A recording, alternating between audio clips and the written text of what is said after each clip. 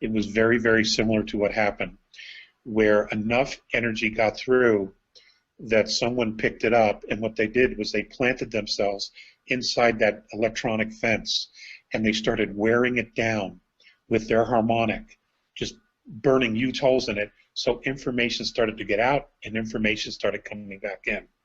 And it began to elevate consciousness very, very quickly, because, you know, we're all symbiotic. The relationship of all of humanity, whether on this planet or others, it's symbiotic.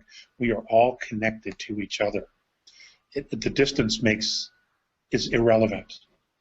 You know, it's just being able to communicate and understand each other because of our different experiences, our different beliefs, and our different filters that we've all been conditioned to have. Once we get past all that, we're all pretty much the same, you know. So it's really interesting. It's exciting to see the changes, but at the same time, I'm very concerned that so many people are going to get hurt because they don't see this bus coming. The changes, and there's some talk too about the 28th of September, where there's supposed to be an ascension. I think someone's putting that stuff out. And my understanding is that's just simply not the case. Most of us aren't even ready. But what is happening is that our solar system will fully begin its descent into the plasma field, the equatorial region of our galaxy. And, you know, let's see if I can do this. Our solar system, as it moves, it goes in this, here we go.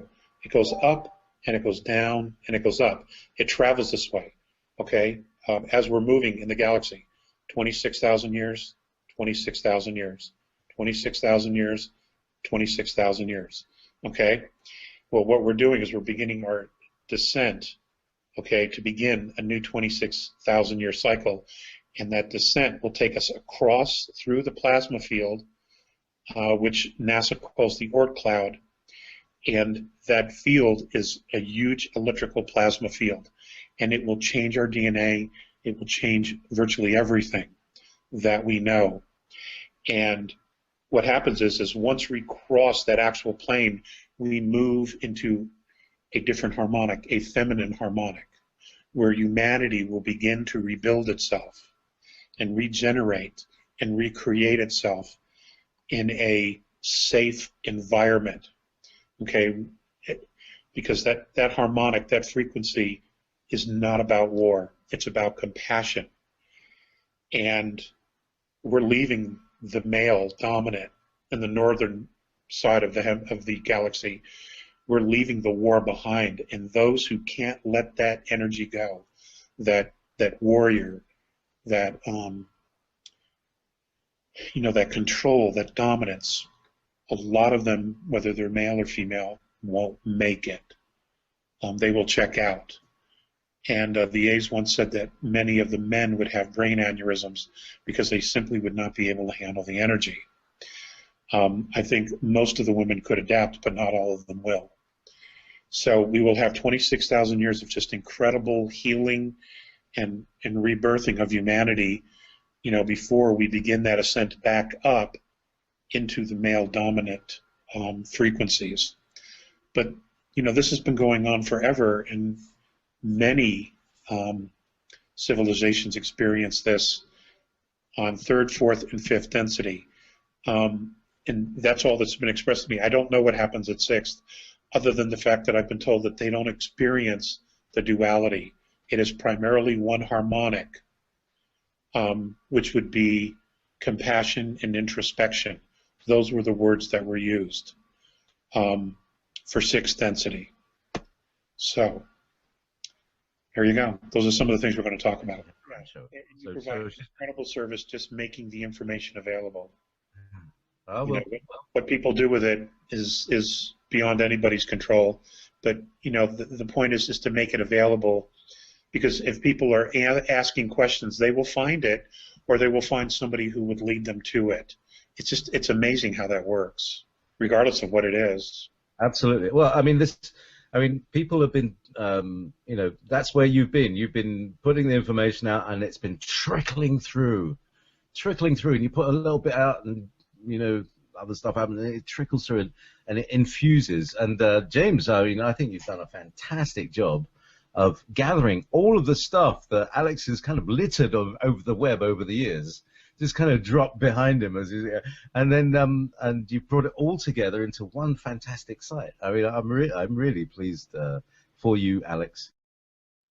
Like now, what do they call it when they an audience with such and such?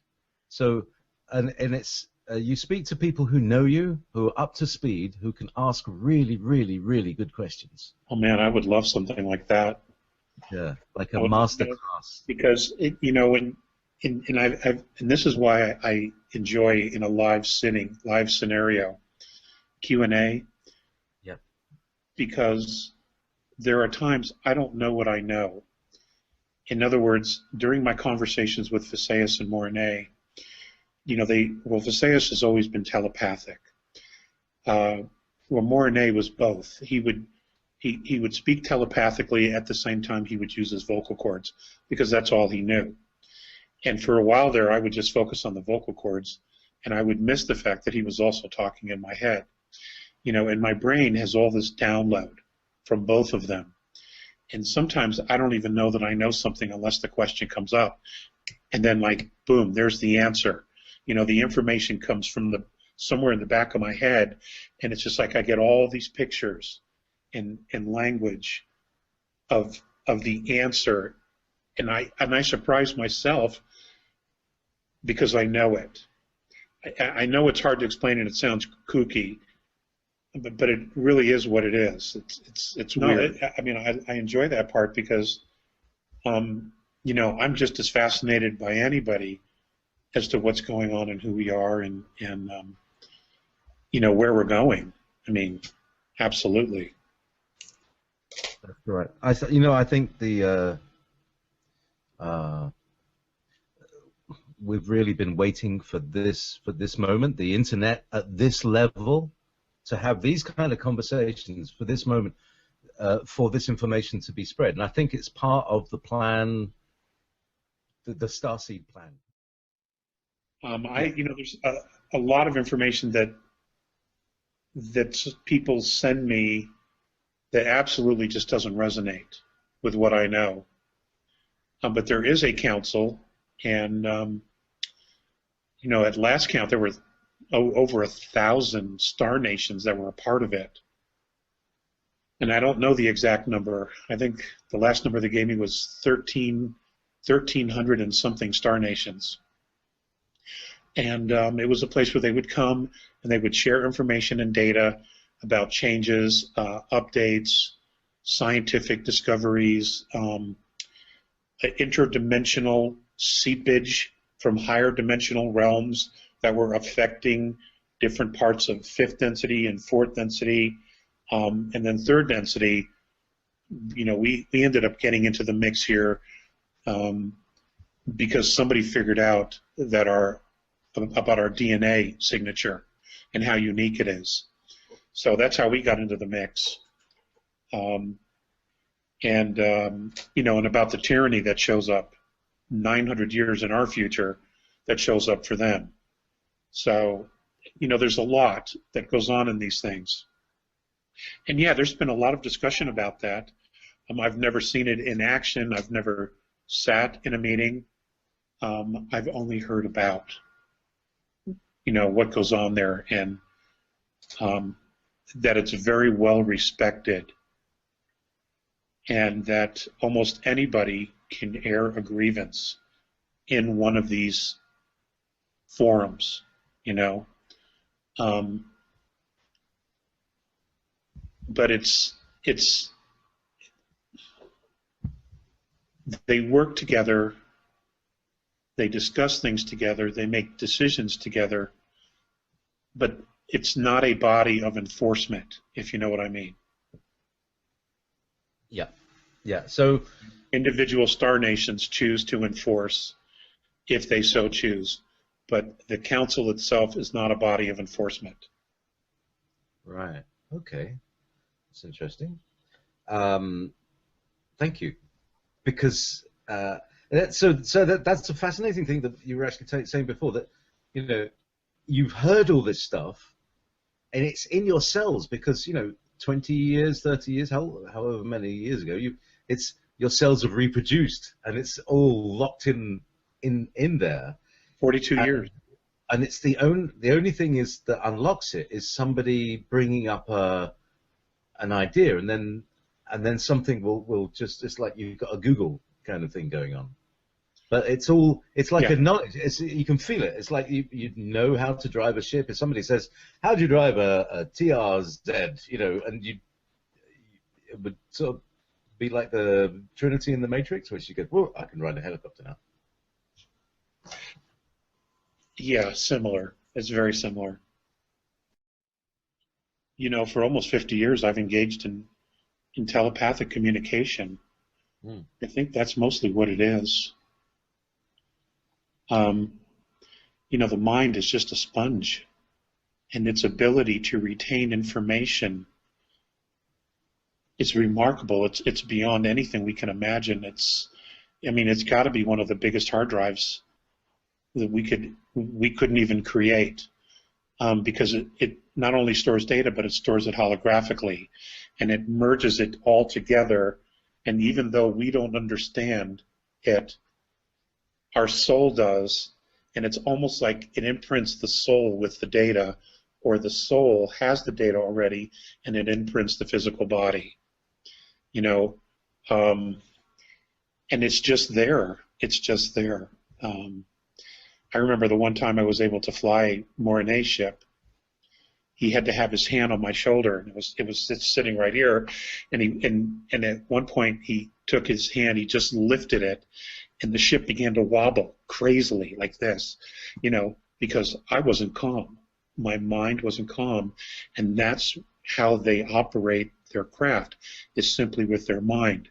So the minute he took his, and I was calm in the beginning, we're just, very steady, and then he lifted his hand and it just started to go like this because I wasn't calm. I began to panic, and the ship was at that point a full extension of me.